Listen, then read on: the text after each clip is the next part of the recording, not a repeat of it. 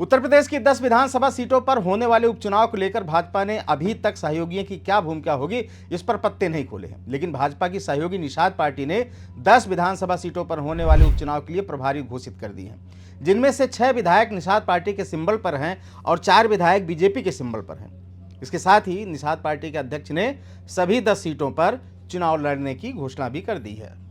Nishad party के प्रभारी के नाम घोषित करने के साथ ही यह भी कहा गया है कि 2022 विधानसभा चुनाव में निषाद पार्टी ने 15 सीटों में से 11 सीटों पर जीत दर्ज की थी, जिसमें 10 सीटें निषाद पार्टी को और 5 सीटों पर भारतीय जनता पार्टी अपने सिंबल पर चुनाव लड़ी थी।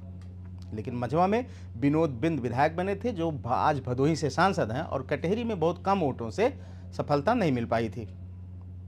यहां विपक्षी की जीत हुई थी। विपक्षी का सांसद बन जाने के कारण दोनों सीटों पर उपचुनाव होना है और जिन 10 सीटों पर चुनाव होना है, जो सीटें खाली हैं, सभी सीटों पर निषाद पार्टी के कार्यकर्ता तैयारी में लगे हुए हैं। आइए आपको बताते हैं कि 10 विधानसभा सीटों पर कौन बनाए गए हैं प्रभारी। निषाद पार्टी के सिंबल पर चौरी चौरा से विधायक श्रवण निषाद को दी गई है मझवा सीट की जिम्मेदारी। भाजपा के सिंबल पर सुल्तानपुर सदर से विधायक राजबाबू उपाध्याय को कटहरी विधानसभा सीट की जिम्मेदारी दी गई है। भाजपा के सिंबल पर करछना विधानसभा सीट से विधायक पीयूष रंजन निषाद को फूलपुर विधानसभा सीट की जिम्मेदारी दी गई है।